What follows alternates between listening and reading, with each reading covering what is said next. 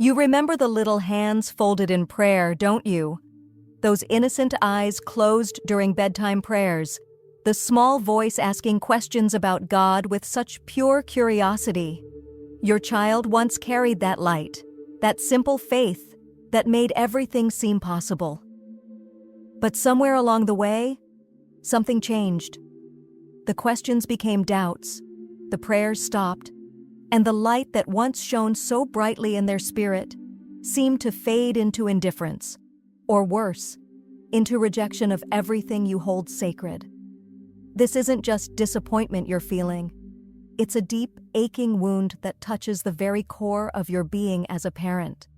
You lie awake at night wondering where you went wrong, replaying conversations, searching for the moment when faith slipped away from their heart. The pain is unlike anything else because it's not about their career, their relationships, or their material success. This is about their eternal soul, about the relationship with God that you know could transform their life completely. But here's what you need to understand. You are not alone in this battle. And more importantly, this story is far from over. In 16th century Spain, a young woman named Teresa Sánchez de Cepeda y Ahumada understood this pain in ways that might surprise you. She would later become Saint Teresa of Avila, Doctor of the Church.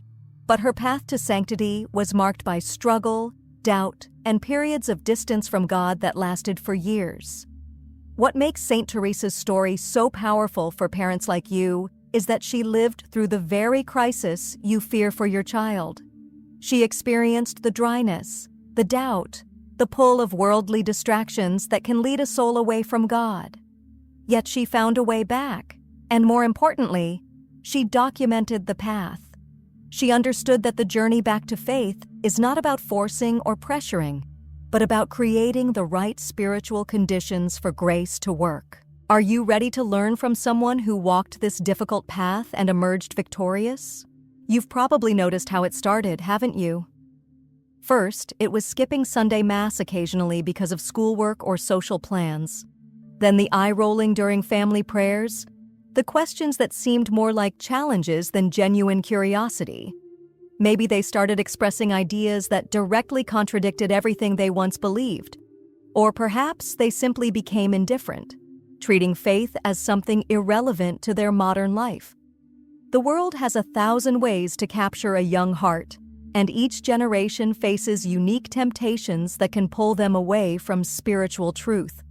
Social media, peer pressure, academic environments that mock faith, the constant message that religion is outdated or even harmful. These forces work relentlessly to convince your child that they've outgrown their need for God. You watch helplessly as they embrace ideologies that promise freedom, but deliver only confusion and emptiness. Saint Teresa of Avila knew this struggle intimately. As a young woman in the monastery of the Incarnation, she went through what she later described as nearly 2 decades of spiritual lukewarmness. She was torn between her desire for God and her attraction to worldly pleasures and relationships. In her autobiography, she confessed, "I passed nearly 20 years on this stormy sea, falling and rising, but rising to no good purpose, since I would fall again." This wasn't a saint who had an easy path to holiness. This was someone who understood the real struggle between flesh and spirit. What's remarkable about Saint Teresa's story is that during these years of spiritual dryness, she never completely abandoned prayer, even when it felt useless and empty. She maintained what she called mental prayer, a practice of spending time with God even when she felt nothing, even when it seemed pointless. This practice, which felt like failure to her at the time, was actually preparing the ground for the incredible transformation that would come later. Could it be that your child's current distance from faith is not the end of their story, but perhaps the beginning of a deeper, more authentic relationship with God? Now comes the most important part of your journey, understanding that your role is not to argue your child back to faith, but to become a channel of grace through perseverant prayer. Saint Teresa discovered something that revolutionized her understanding of prayer. It's not about the feelings or the immediate results. It's about the faithful presence before God, especially when everything seems dark and hopeless. In her masterwork, The Interior Castle, Saint Teresa wrote about the first mansions of the soul, where she described people who maintain their prayer life even when they feel distant from God. She understood that prayer is like water for the garden of the soul. Sometimes it rains naturally, but other times you must carry water bucket by bucket, even when you see no immediate growth. Your prayers for your child are that water, nourishing seeds that may not sprout for months or even years. This is where most parents make a critical mistake. They pray for a few weeks or months, see no change, and begin to doubt the power of their intercession. But Saint Teresa taught that God works in His own time, and that our perseverance in prayer is itself a form of love that touches the divine heart. She experienced periods where prayer felt dry and useless, yet she continued, and later realized that these were the times when God was working most deeply in her soul, preparing her for extraordinary graces. Your mission now is to establish a daily practice of prayer specifically for your child. This isn't about demanding immediate conversion, but about placing your child consistently in God's hands, trusting that divine love is more powerful than any worldly influence. Pray the Rosary, offering each decade for your child's return to faith. Attend Eucharistic adoration and spend time simply holding your child's name before Jesus in the Blessed Sacrament. Remember Saint Teresa's words, "Let nothing disturb you, let nothing frighten you. All things pass away. God never changes." Are you willing to commit to this kind of patient, unwavering prayer, even when you see no immediate results? If you're ready to begin this journey of faith for your child, write in the comments, "I trust in God's perfect timing," and subscribe to receive more spiritual guidance for parents who refuse to give up hope. You might think that the way to bring your child back to faith is through arguments, discussions about doctrine, or by pointing out the flaws in their current worldview. But Saint Teresa discovered something much more powerful: the silent witness of a life transformed by genuine relationship with God. She learned that authentic holiness is magnetic in a way that words can never be. During her years of spiritual struggle, Saint Teresa was influenced not by the nuns who preached at her, but by those who simply lived with such peace and joy that their very presence spoke of God's reality. She wrote about how certain sisters in her community radiated something that drew her heart back to prayer, even when she wanted to resist. Their secret wasn't in their words, but in the quality of their being. They had something she wanted, something real and transformative. This is your second mission: to become so authentically peaceful, joyful, and loving through your relationship with God that your child begins to wonder what you have that they're missing. This doesn't mean pretending everything is perfect or putting on a false spiritual mask. It means allowing God's grace to work so deeply in your life that your faith becomes an obvious source of strength and serenity, especially during difficult times. When your child sees you respond to stress with prayer instead of panic, when they observe you treating difficult people with genuine kindness, when they witness you finding joy even in the midst of trials, this creates a curiosity that arguments never could. Saint Teresa emphasized that true virtue attracts while false piety repels. Your child may reject your words about faith, but they cannot deny the evidence of a life genuinely transformed by divine love. This kind of witness speaks directly to the heart in ways that bypass intellectual resistance and touch the soul's deepest longings. There's a spiritual reality that Saint Teresa understood deeply, but that many modern Christians have forgotten: the mysterious power of hidden sacrifice offered in love. In her writings about the interior castle, She frequently mentioned how the souls in the deepest mansions would offer their sufferings and small sacrifices for the conversion of others, and how these invisible offerings had tremendous power in the spiritual realm. Saint Teresa herself practiced this continuously. When she experienced physical pain from her many illnesses, when she faced misunderstanding from church authorities, when she endured the exhaustion of founding new monasteries, she would offer these difficulties to God for specific intentions, including the conversion of souls who seemed far from God. She understood that there's a spiritual economy where love-filled sacrifice on earth can purchase graces for others that might not be obtainable any other way. This is your third step. Begin offering small sacrifices, acts of charity, and moments of discomfort, specifically for your child's return to faith. This might mean fasting one day a week and offering that hunger for your child's spiritual hunger for God. It could mean performing an extra act of service for someone in need and dedicating that kindness to your child's conversion. Perhaps it means giving up a comfort you enjoy and using that act of self-denial as a prayer. These sacrifices work not because they earn God's favor. God's love is already perfect and complete, but because they demonstrate the depth of your love and faith in a way that moves the divine heart. Saint Teresa experienced this repeatedly. When she offered her sufferings with love, extraordinary graces would follow, often for the very people she was praying for. Your child may never know about these hidden sacrifices you offer for their soul, but in the spiritual realm, each act of love creates ripples that can touch their heart in ways beyond your understanding. What you're facing isn't just a phase or a normal part of growing up. It's part of a spiritual battle that Saint Teresa understood with remarkable clarity.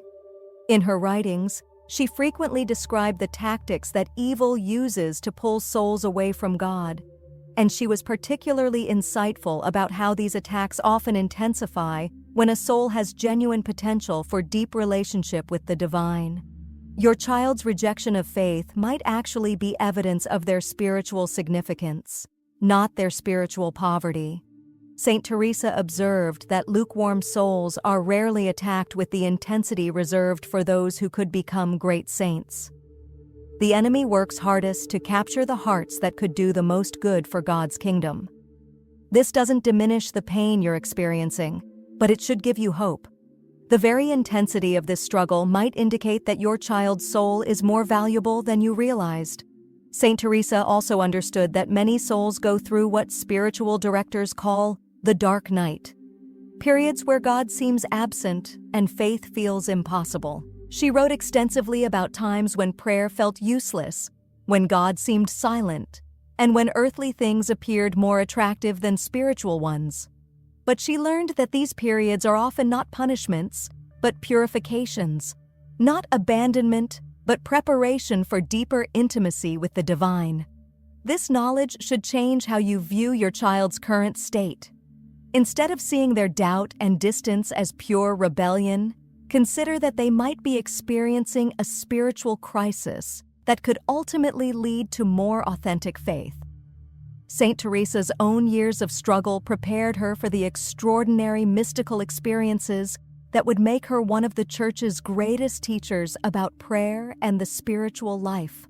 What if your child's questions and struggles are preparing them for a relationship with God that will be deeper and more real than anything they experienced in childhood? One of the most difficult aspects of your situation is the waiting, isn't it? You want to see change now, to know that your prayers are working, to have some sign that your child's heart is softening toward God. But Saint Teresa learned something about divine timing that could transform your entire approach to this struggle. God's delays are not God's denials, and the apparent absence of progress often precedes the most significant breakthroughs. In her spiritual autobiography, Saint Teresa described how she spent years feeling like her prayers were worthless, like she was making no progress, like God was not listening to her efforts. She was tempted repeatedly to give up mental prayer altogether because it seemed so fruitless. Yet she persevered. often against her own feelings and inclinations, and later realized that those apparently barren years were when God was working most deeply in her soul, preparing her for graces she couldn't have imagined. This divine patience is one of the hardest virtues for parents to embrace, because your love for your child makes you want immediate results. You see the spiritual dangers they're facing, you understand what they're missing by living without God, and you want them to experience the peace and purpose that faith brings. But forced conversions are not genuine conversions, and pressured faith rarely lasts. God respects human freedom too much to override your child's will, even when that will is choosing poorly. Your role during this waiting period is to become a living example of the patience you're asking God to show your child. Every time you choose peace over anxiety about their spiritual state, every time you respond with love instead of frustration to their rejection of faith, every time you trust God's timing instead of trying to manipulate circumstances, you're creating an atmosphere where authentic conversion becomes possible. Saint Teresa learned that our spiritual work is not to change others, but to remain faithful ourselves, trusting that our fidelity creates space for God to work in ways we cannot. Perhaps the most counterintuitive truth that Saint Teresa discovered is that sometimes the greatest act of love is to release control and trust completely in God's plan, even when that plan seems to be taking too long or moving in the wrong direction. This doesn't mean becoming passive or indifferent to your child's spiritual welfare, but it means shifting from trying to be the primary agent of their conversion to becoming a clear channel for God's grace to work. Saint Teresa struggled intensely with this concept during her years as prioress of various monasteries. She cared deeply for the spiritual progress of the sisters under her care, and she often wanted to push them toward greater perfection more quickly than God was leading them. She learned through painful experience that her efforts to force spiritual growth often hindered rather than helped the very people she was trying to serve. This applies directly to your situation with your child. Your intensity about their spiritual life, while coming from pure love, might actually be creating resistance rather than openness. Children and young adults often react to spiritual pressure by moving in the opposite direction, not because they truly want to reject God, but because they need to establish their own relationship with the divine rather than simply inheriting yours. The letting go that Saint Teresa practiced was not indifference, but rather a form of profound trust. She learned to care deeply while holding lightly, to pray intensely while trusting completely, to love without trying to control the outcome of that love. This kind of spiritual surrender is incredibly difficult for parents because it requires you to entrust the most precious thing in your life, your child's eternal welfare, completely to God's care. But Saint Teresa discovered that this surrender doesn't diminish your love's power. It actually unleashes it by removing the obstacles that your anxiety and control might be creating. You need to know that even when things seem hopeless, God is often working in ways that are invisible to human eyes. Saint Teresa became extraordinarily skilled at recognizing the subtle signs of divine activity, even in the midst of what appeared to be spiritual dryness or rebellion. She learned to see God's hand in circumstances that others might interpret as purely negative or random. In your child's life, these signs might be so subtle that you could easily miss them if you're only looking for dramatic conversion experiences. Perhaps they've begun asking deeper questions about meaning and purpose, even if they're not framing these questions in religious terms. Maybe they've started showing increased compassion for others, or they've begun questioning some of the worldly values they once embraced enthusiastically. These could be signs that their soul is preparing for something greater, even if they don't recognize it themselves. Saint Teresa also understood that God often uses the very things that seem to pull people away from faith as instruments for bringing them back. The emptiness your child might be experiencing in worldly pursuits, the dissatisfaction with purely material goals, the loneliness that comes from trying to find meaning without God. These painful experiences are often the soil in which authentic faith takes root. What looks like spiritual decline might actually be the beginning of spiritual hunger. Even your child's intellectual objections to faith might be a sign of hope rather than despair. Saint Teresa valued honest questioning over superficial acceptance, and she understood that souls destined for deep relationship with God often go through periods of intense scrutiny of everything they've been taught. Your child's doubt might be evidence that they're taking spiritual matters seriously enough to examine them thoroughly, which is actually the first step toward mature, authentic faith. The story you're living with your child is not over, and Saint Teresa's life gives us extraordinary hope about how these stories can end. After nearly 20 years of spiritual struggle, doubt, and lukewarmness, Teresa experienced what she called her second conversion, a transformation so complete that she became one of the Church's greatest mystics and teachers. The very struggles that seemed to indicate spiritual failure became the foundation for unprecedented intimacy with God. What makes this even more remarkable is that Saint Teresa's greatest spiritual breakthroughs came not in spite of her previous struggles, but because of them. The years of dryness taught her to value authentic relationship with God over mere emotional experiences. The periods of doubt made her faith stronger and more resilient when it finally matured. The times when she felt distant from God taught her to appreciate divine intimacy in ways that someone who had never struggled would never understand. This could be your child's story as well. The very intensity of their current rejection of faith might be preparing them for an eventual relationship with God that will be deeper and more authentic than anything they could have experienced without this struggle. Many of the Church's greatest saints had periods of serious doubt, rebellion, or indifference in their youth. Saint Augustine, Saint Francis of Assisi, Saint Ignatius of Loyola, all of them went through phases that caused their families tremendous spiritual concern. Your faithful prayers, your loving witness, and your hidden sacrifices are creating spiritual conditions that could lead to transformation beyond anything you're currently hoping for. Saint Teresa taught that no prayer is ever wasted, no act of love is ever forgotten by God, and no soul that is prayed for with genuine faith is ever beyond the reach of divine mercy. The question is not whether God can bring your child back to faith. The question is whether you're willing to trust His perfect timing and perfect plan, even when both seem mysterious to you. The victory has already been won. Your role is to remain faithful until you see it